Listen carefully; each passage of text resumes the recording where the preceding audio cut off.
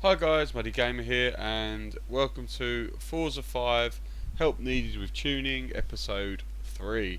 Now, this episode is basically going to be going over the upgrades I've got with the Civic 2004 because one of my subscribers on YouTube, Kyle J. Williams, has asked for me to list them so he can help with the build, which I will massively appreciate, and is going to be what I'm doing now. So without further ado, I'm going to get into the build. Now the build is more of a power and weight reduction build, so more power, less weight. So anything I could do that increased brake horsepower and didn't decrease the speed of acceleration, I did. So on that, I have two upgrades in the engine department. I have the sports intake, and I also have the sports flywheel. That's all one engine. I then have no brake upgrade because I can get more brake horsepower, which gives me more speed by not doing that upgrade, or I can make the car lighter by not doing that upgrade. So I don't do that generally with any of my cars while they're in the D category. So I then gave it the full race springs and dampers, full race front roll bars, full race rear roll bars, street weight reduction. So I didn't bother with the chassis reinforcement, it's just too expensive for me to do that in points wise. Then the drivetrain, so I didn't touch the clutch. Now here's what I mean by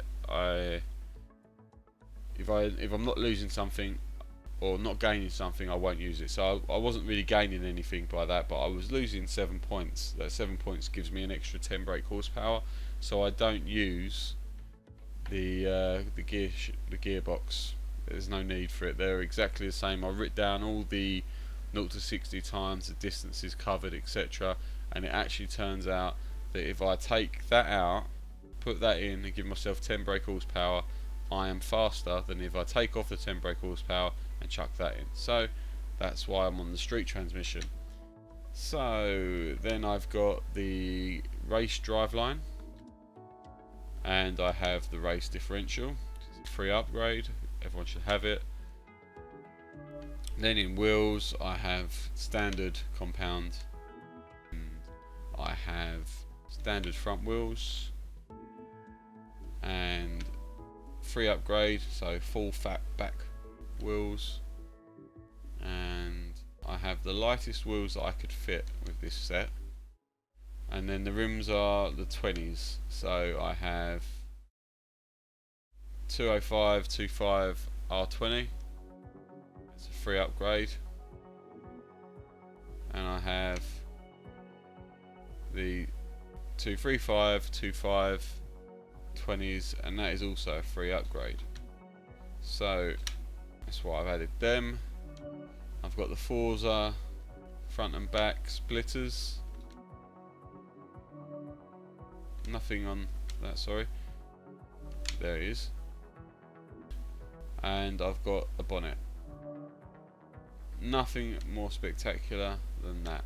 That is my build, and it works well. I don't think there's much more you can do with the Civic, if I'm honest. It's one of those cars that is very tight, it's quite heavy, so you really have to try and make it as light as possible. And Japan's first dedicated luxury car. I think it's the tune that lets it down, not necessarily its build, if I'm honest. To get it into the top 17,063, I think I am. 17,000, sorry, 1763. To get it there on my first tune run with it, I don't think it's too bad. I think there's a lot more to come out of this car, and thank you to Kyle, big shout out to you for messaging me. I hope that you'll look at this and maybe you'll go, actually you'll be able to do this and do that, and the car will work slightly better. I'm definitely going to try out your tune. I'm going to put that on soon. I've been Muddy Gamer. If you've liked this video, guys, please like and subscribe. Feel free to put comments just like Kyle below. I will address you. I'll even give you a shout out in my videos, and I shall see you in the next one.